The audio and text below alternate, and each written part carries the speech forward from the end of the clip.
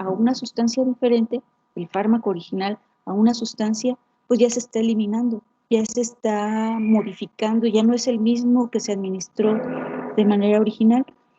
Entonces, cuando hablamos de eliminación, en realidad es la suma de la biotransformación y la excreción, que sería la salida del fármaco y de sus metabolitos del organismo.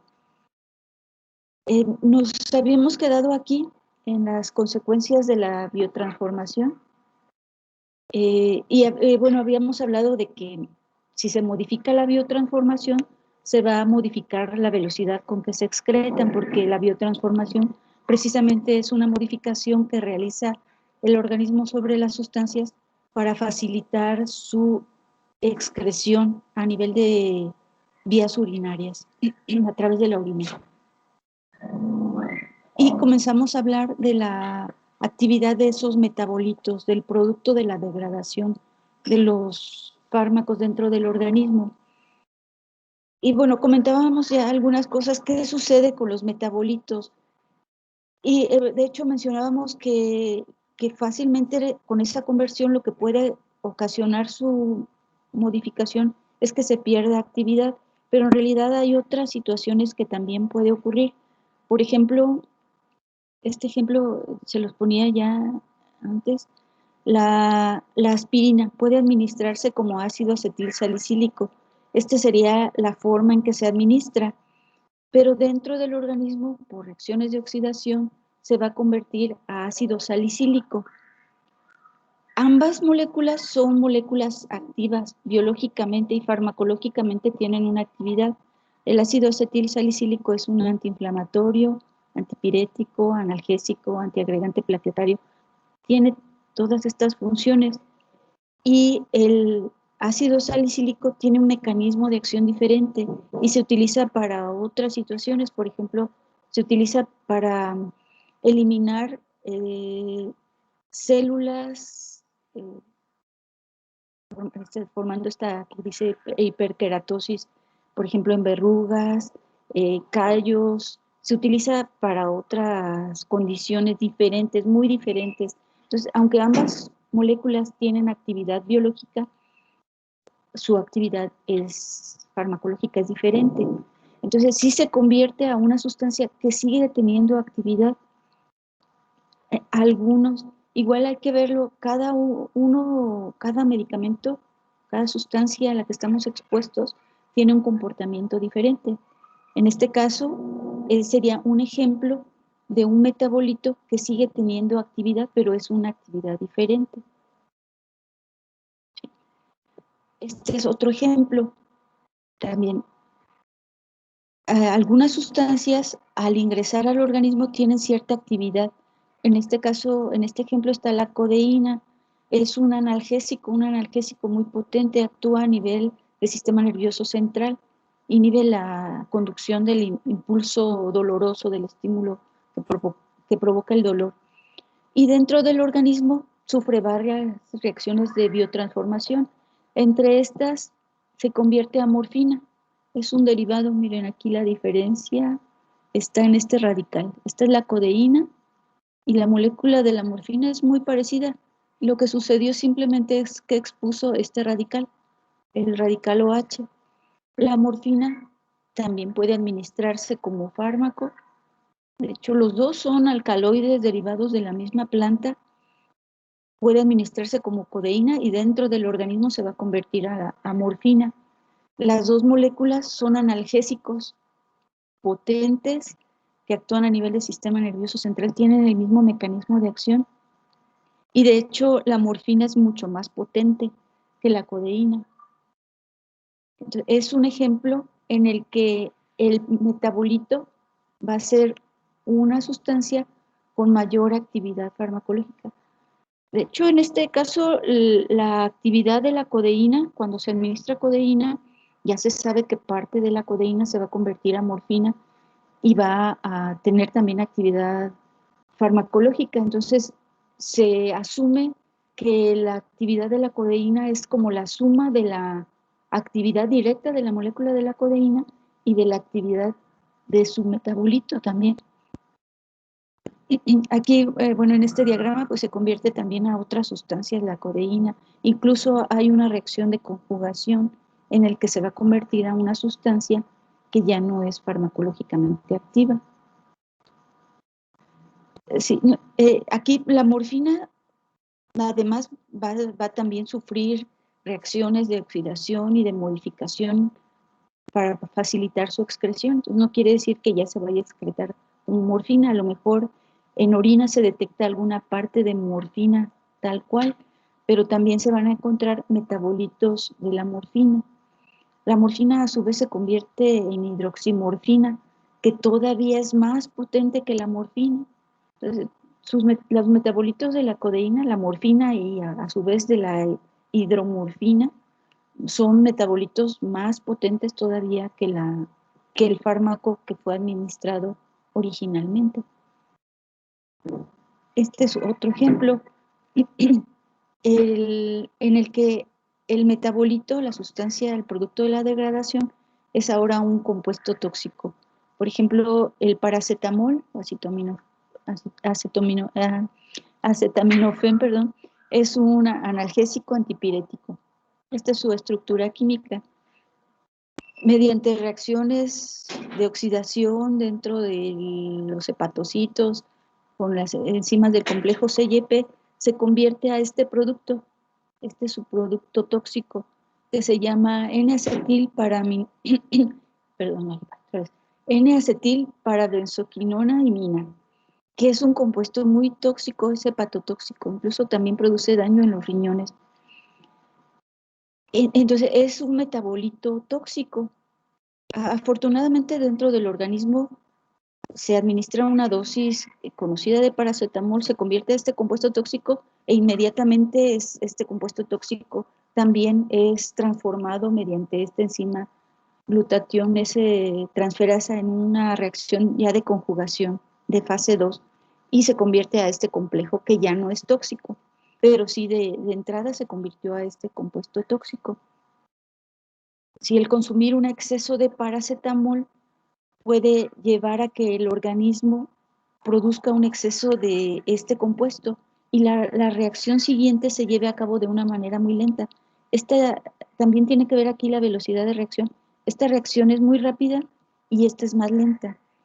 Si consumimos exceso de paracetamol, podemos estar acumulando dentro del organismo el compuesto tóxico y producir un daño muy severo en el hígado, que es lo primero que se nota cuando hay una intoxicación con paracetamol. Y aquí pues la enzima glutatión transferasa no se va a dar abasto para convertir a todo este metabolito tóxico en su producto conjugado. Este es otro ejemplo. Entonces, aquí el metabolito sigue teniendo actividad biológica, pero aquí lo malo es que la actividad biológica es que es un compuesto tóxico. Aquí este es otro caso. El metabolito es una forma activa, mientras que el fármaco, la forma en que se administra, es inactiva. Se le conoce como profármaco a estas sustancias farmacológicas que en realidad no tienen actividad directamente farmacológica, pero ya se sabe lo que va a suceder dentro del organismo con la biotransformación y se va a convertir a un metabolito activo. Ya, bueno, sería el profármaco mediante bioactivación, se convertiría en el fármaco, en la sustancia farmacológicamente activa. Hay muchos ejemplos de estas sustancias. Por ejemplo, puede administrarse no directamente como paracetamol, sino se puede administrar como acetanilida, acetanil, perdón, acetanilida, que es un compuesto inactivo. A veces el administrarlo en estas formas inactivas como profármaco le proporciona a la sustancia una mejor absorción, una mejor biodisponibilidad. Sobre todo, por eso se hace esta modificación de la sustancia previa. Su administración es para facilitar su biodisponibilidad y evitar su degradación, y a lo mejor que se puede administrar por alguna vía que el fármaco activo no se puede administrar. Entonces se hace la preparación como profármaco, se administra como profármaco, esperando que dentro del organismo, mediante biotransformación, se bioactive y se convierta en fármaco, en la forma activa. Este es otro ejemplo. Prontosil es la forma inactiva y dentro del organismo se convierte a este antibiótico que es la forma activa. Se busca que dentro del organismo, mediante la biotransformación, el organismo la convierta a su forma activa. Este es otro caso. El omeprazol también se administra como profármaco. Aquí la biotransformación ocurre más bien como por la acidez gástrica, es lo que hace que sufra estas reacciones dentro del organismo y entonces se convierte a su forma activa. Y aquí también se administra como profármaco porque es más seguro administrarlo así que ya como la forma activa. Si se administra en la forma activa, sufre ahí algunas reacciones que lo inactivan y que no lo van a dejar funcionar, no se va a poder asimilar adecuadamente. Pero esta sería la forma que puede interactuar con sus receptores. Esta no, pero es de más fácil biodisponibilidad.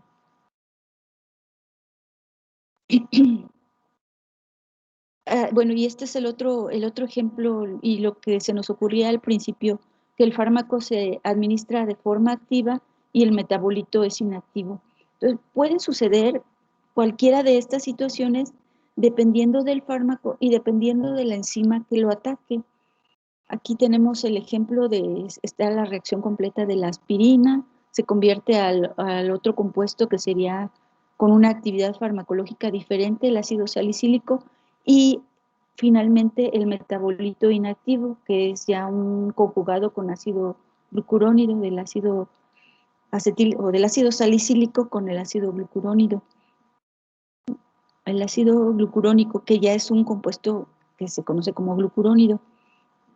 Igual el paracetamol, tenemos al paracetamol que es la forma activa, aunque tiene un intermediario tóxico, el producto, el metabolito final sería un metabolito inactivo, que es este conjugado de glutatión. Esto sería en concreto, ¿qué sucede con la actividad farmacológica de los metabolitos del producto de degradación, de biotransformación? Tenemos el fármaco y los metabolitos. El fármaco puede tener actividad farmacológica y el metabolito ser inactivo, o tener una mayor actividad, o tener diferente actividad farmacológica, o tener una actividad diferente, pero además ser tóxico, o como en el caso de los profármacos, el fármaco ser administrado como una forma inactiva y dentro del organismo convertirse a una forma farmacológicamente activa. No sé si quedó claro, o me fui muy rápido, si quedaron claros los ejemplos, que en concreto sería esto que está en esta diapositiva. No sé si tengan alguna duda. Yo sí tengo una duda, doctora. Sí. ¿Los metabolitos que están inactivos son productos de la fase 1 o de la fase 2 de las reacciones? A ver, en este ejemplo, ¿sería este primero? ¿Hablas de este? Sí. O de este, sí, de este primero. Sí sería este caso. Se administra como activo, se administra como un fármaco activo y dentro estas reacciones son en este caso esta primera sería de fase 1 y luego esta sería de fase 2. Generalmente en las reacciones de fase 2 el producto es un compuesto inactivo. Generalmente, aunque no siempre, en las reacciones de fase 1 queda cierta actividad.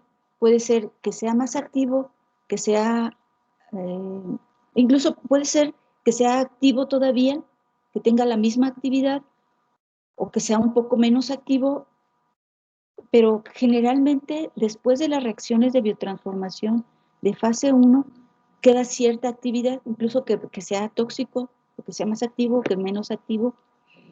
Y los que sí pierden completamente actividad es después de la reacción de fase 2.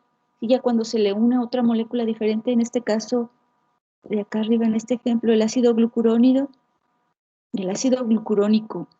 que se le une ya es un complejo inactivo.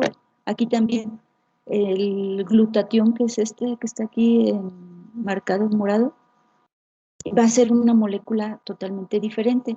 Entonces, en este caso, en reacciones de fase 2, tenemos metabolitos inactivos y generalmente en reacciones de fase 1 tendríamos todos estos casos, que sea una mayor actividad, diferente actividad, que sea tóxico o que sea activo, que ahora sí sea activo farmacológicamente.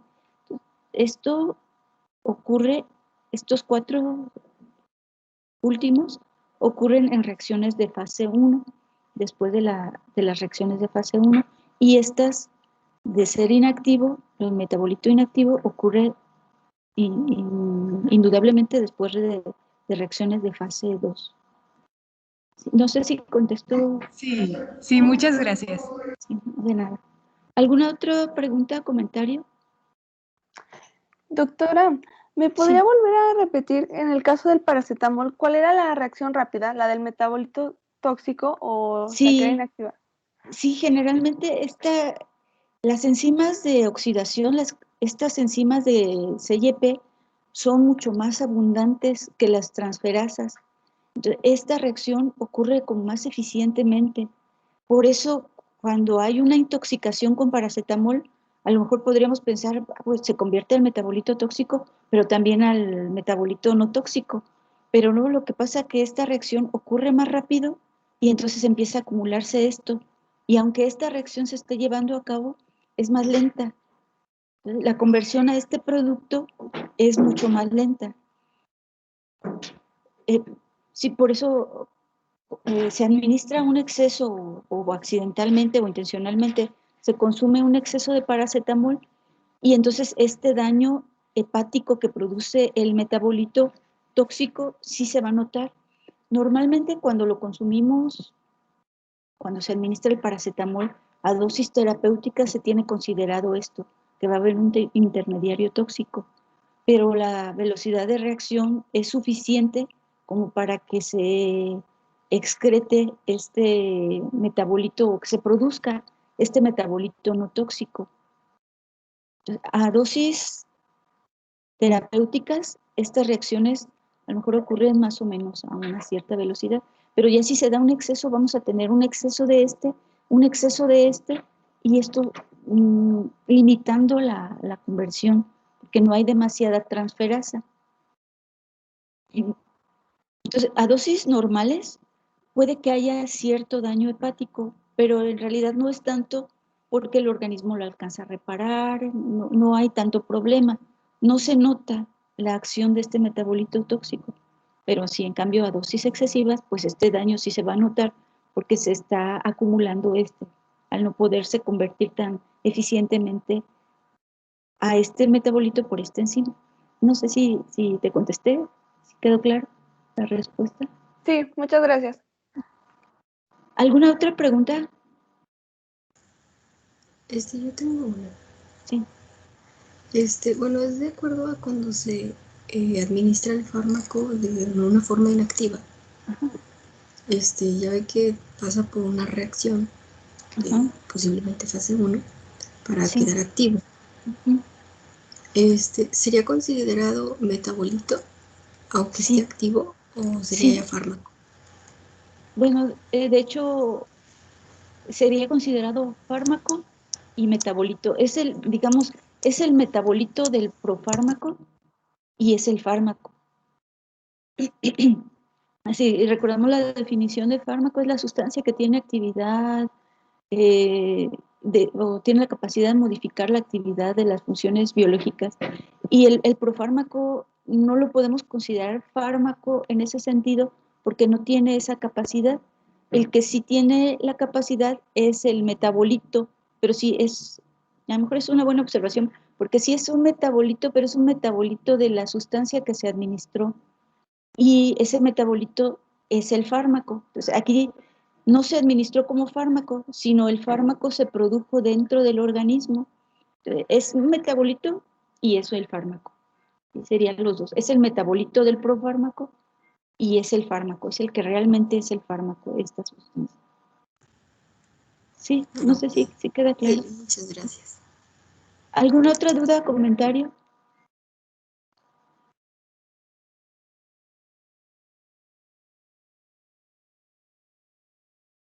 Sí, actualmente se está buscando como que modificar muchas sustancias que antes se administraban como fármacos y se ha buscado hacer la modificación para darle mejores condiciones sobre todo de asimilación, de aprovechamiento, de que se absorba bien, que llegue, también la otra es que llegue de manera más rápida a su sitio, se distribuya más rápido y llegue como más dirigida a su sitio de acción. O sea, se administra como fármaco esperando que dentro del organismo se convierta a la forma activa.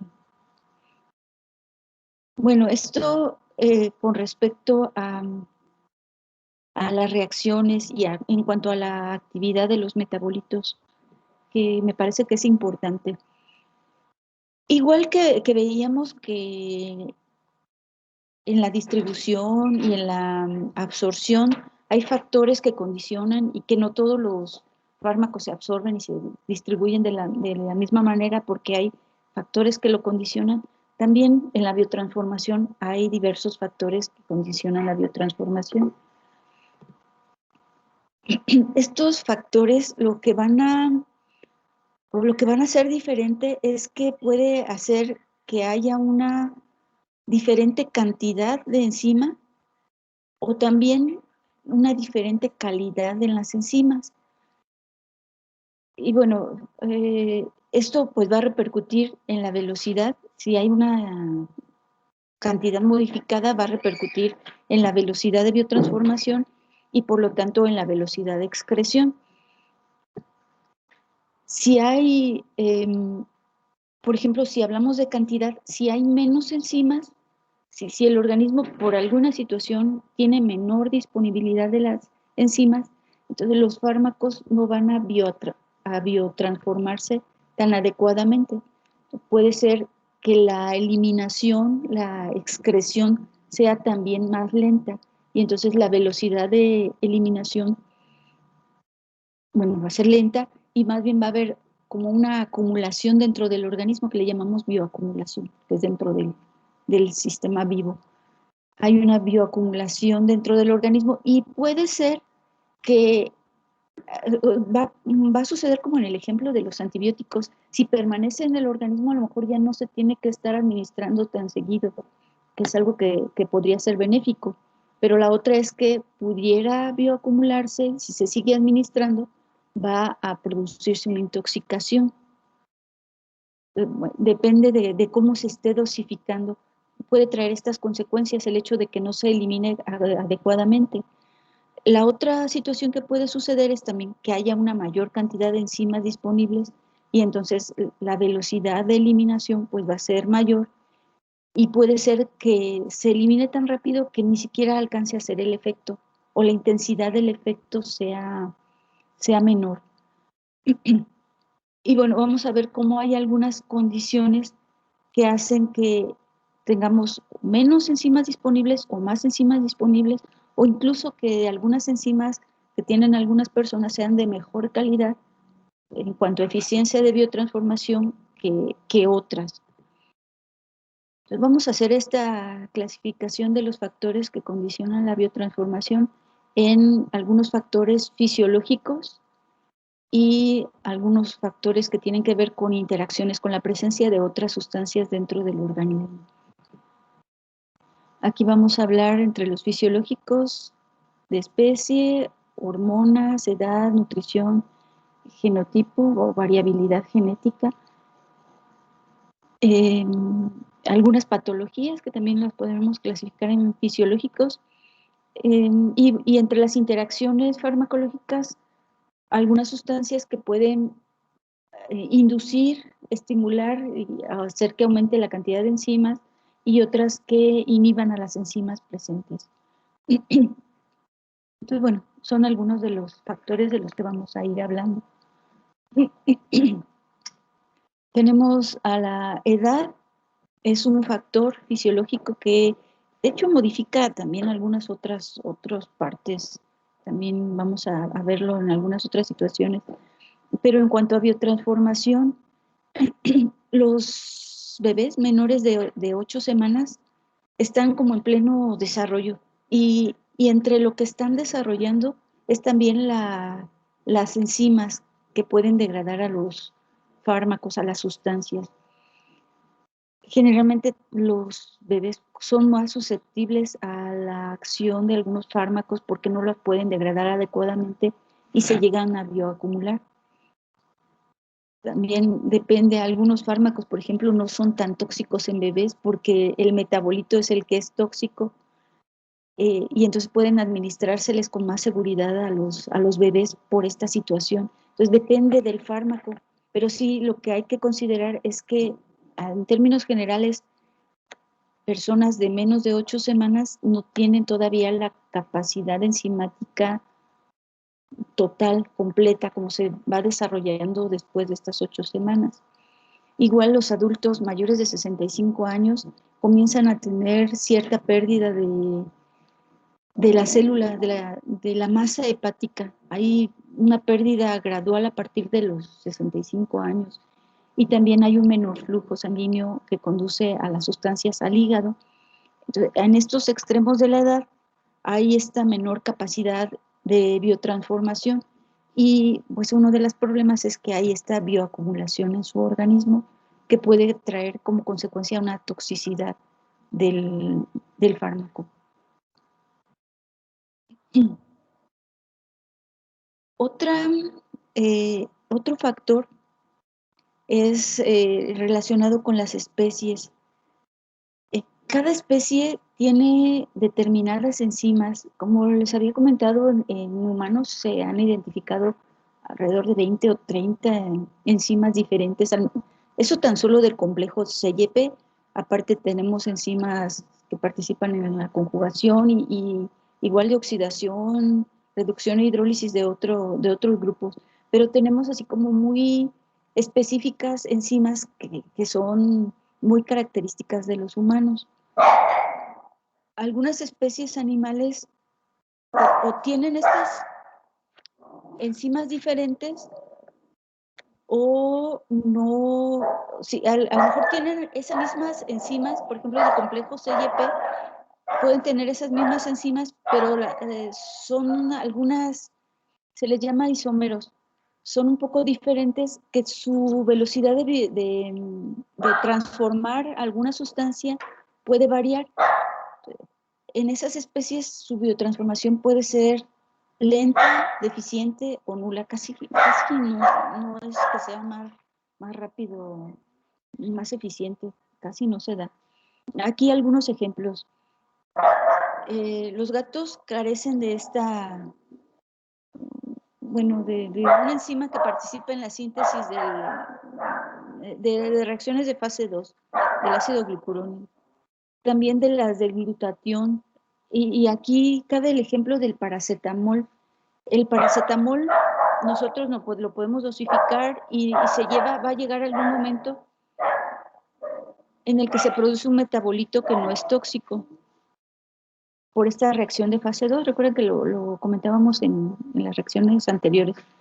Los gatos y los perros no tienen esas enzimas de fase 2, al menos esas que transforman al paracetamol a la forma tóxica del paracetamol en el conjugado, no lo tienen, entonces se les acumula el paracetamol. En perros y gatos no se les puede administrar paracetamol, que para humanos es un fármaco pues realmente es seguro porque pues se lleva, bueno, seguro a dosis terapéuticas, pero en gatos y perros no se puede administrar ese fármaco.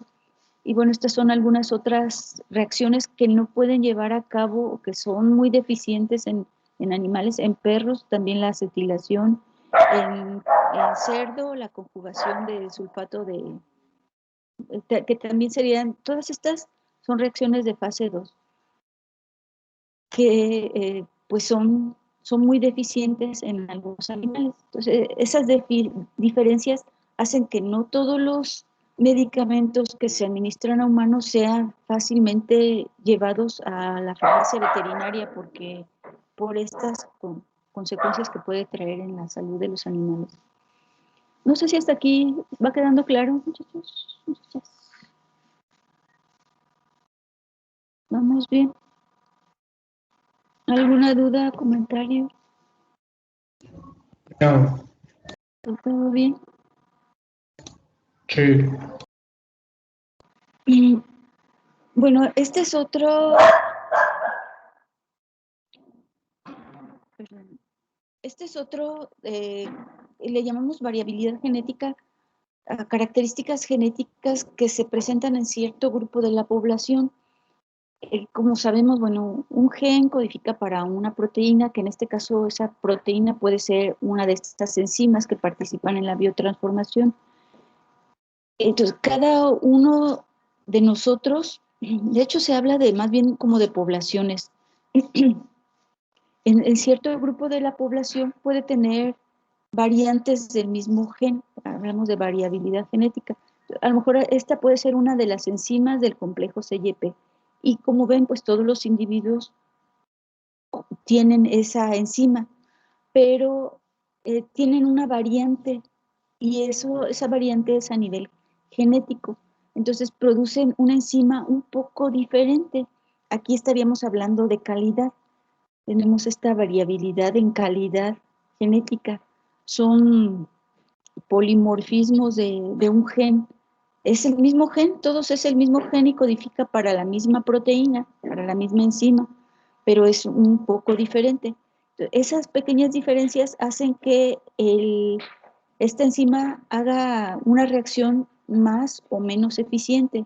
Pues, por ejemplo, tenemos en este ejemplo aquí, estos de la población, los que tienen esta forma del gen, van a ser metabolizadores ultralentos. Tenemos los metabolizadores lentos, los de metabolizadores regulares, los metabolizadores rápidos y los metabolizadores ultra rápidos. Aquí hablamos de los regulares porque en general la mayoría de la población va a tener este tipo de enzima y ya en menor medida van a estar a los extremos de esta velocidad de biotransformación. Este es un ejemplo y hay algunas enzimas, sobre todo del complejo CYP, que tienen este polimorfismo y que han sido localizados muy específicamente en ciertas poblaciones. Estos, bueno, son dos ejemplos, también son del complejo CYP. Son dos fármacos, la warfarina, clopidogrel. Esto es, tenemos 3 formas del gen que codifica para esta enzima y hace que tengamos diferente velocidad de metabolismo, desde normal, intermedio, lento y ultra rápido. También para la warfarina, este sería la enzima del complejo CYP que modifica la warfarina, pero tenemos diferentes formas del gen, es un polimorfismo también genético, de manera que tenemos poblaciones que tienen una velocidad de biotransformación normal, unas intermedias y algunas que son más lentos. Entonces, a veces, por ejemplo, a lo mejor si administramos aquí al grueso de la población en México, más o menos vamos a tener el mismo tipo, la misma forma del gen, pero ese mismo medicamento a la misma dosis que administramos aquí en México, a lo mejor no la podemos dar en alguna población de Europa o de África, y tendría que hacerse el estudio en esa población porque probablemente tengan una forma diferente del gen que los pueda hacer de metabolismo lento, que entonces podríamos estar intoxicando a esos pacientes con una dosificación no adecuada porque no lo están metabolizando o biotransformando adecuadamente. También esta es otra situación que tiene que ver con estas variaciones genéticas y también con la velocidad de biotransformación, es el número de copias. A veces no es nada más la forma del gen o la forma de la proteína, sino que algunas personas tienen una mayor cantidad, a nivel genético, una mayor cantidad de genes que codifican para esa enzima. Entonces hace que se produzca una mayor cantidad de enzima y eso los hace ultra rápidos. Aquí los metabolizadores ultra rápidos tienen multiplicado, tienen una gran cantidad de copias de un gen que codifica para una enzima. Tenemos a los normales que a lo mejor tienen una copia y a los rápidos que tienen más de una copia y a los ultra rápidos que tienen mucha más. Y los lentos que a lo mejor carecen de esa forma. Sí, o podríamos tenerlo en diferente número de copias a nivel genético. Es algo que también se ha identificado que hace diferencia en la cantidad de enzima. Entonces, estaríamos aquí hablando de la calidad de diferentes isoformas o de la cantidad y esto regulado a nivel genético. No sé si hasta aquí tengan alguna duda, comentario. Bueno, en esta diapositiva está esto que les comentaba. Tenemos una dosis estándar para una cierta población, pero vamos a tener un grupo que son metabolizadores lentos, metabolizadores intermedios, rápidos, ultra rápidos. Y entonces esa dosis que es para el estándar, que sería para este grupo de la población que aquí le llaman metabolizador extensivo, tiene una cierta velocidad de biotransformación. Si tenemos un grupo como una población, unos individuos que tienen un metabolismo menor, intermedio o lento, se tendría que hacer un ajuste de la dosis. Igual, si el metabolizador es rápido, ultra rápido, más rápido que el común, también tendría que hacérsele un ajuste de la dosis a mayor dosis.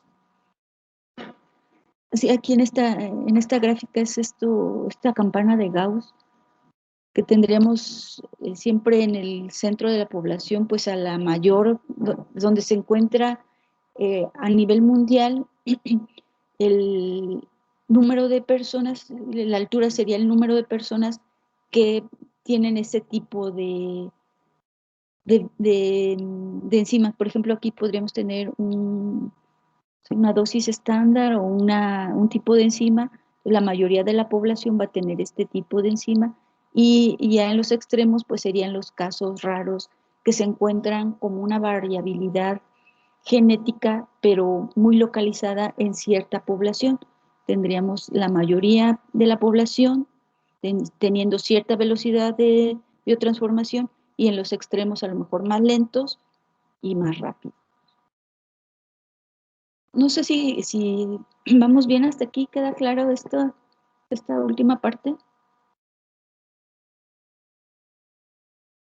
Doctora, todos estos datos se obtienen, de los ensayos clínicos.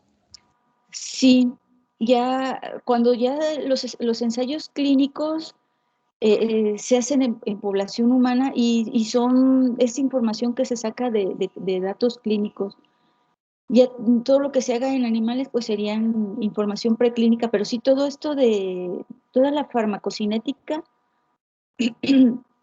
se estudia en humanos, aunque ya teniendo algunos datos preclínicos que han sido estudiados en animales. Por ejemplo, comenzar con cierta dosis en humanos, se comienza con cierta dosis que se sabe segura en animales. Entonces ya se comienza a estudiar en humanos, pero sí, ya la información, tener ya esta información así completa es que ya se hizo en humanos, en estudios clínicos.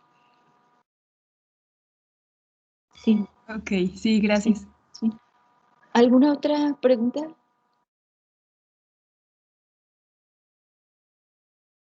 ¿Comentario? No. Bueno, vamos a dejarle por hoy hasta aquí y ya mañana continuamos todavía con estos factores que condicionan la biotransformación. Entonces, pues no sé si no hay alguna otra duda, comentario. nos vemos mañana. Ay, ¿dónde están? Nos vemos mañana. Doctora, yo sí tengo otra duda, pero no Sí. es propiamente de lo que vimos hoy. A ver, ¿Por qué el DOLAC hace daño? ¿Se debe a la acumulación de algún metabolito tóxico o no tiene nada que ver? el DOLAC creo que es diclofenaco, ¿verdad? ¿No te acuerdas? No, no me acuerdo. Pero Sí, había sí, escuchado que hacía daño. sí es No, diclofenaco, sí, es ¿verdad? diclofenaco. Es El diclofenaco. DOLAC es diclofenaco. Puede ser, realmente habríamos más bien que analizar cada fármaco y sus consecuencias. Algunos, parte de su principal toxicidad tiene que ver con esta biotransformación, pero no es todo lo que ocurre. Hay otros daños que ocurren en otras partes del organismo. Pues sí, cada uno tiene sus particularidades y si quieres mejor, si lo vemos después, ese en particular, si quieres, mañana hablamos y a ver qué encontramos del diclofenaco. No tengo dato concreto de ese fármaco, si alguno de sus metabolitos produce toxicidad o es a otro nivel.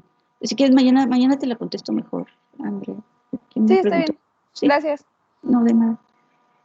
Bueno, no sé si tengan alguna otra duda hasta aquí. ¿No? Bueno, si no, pues nos vemos mañana. Que tengan un bonito día.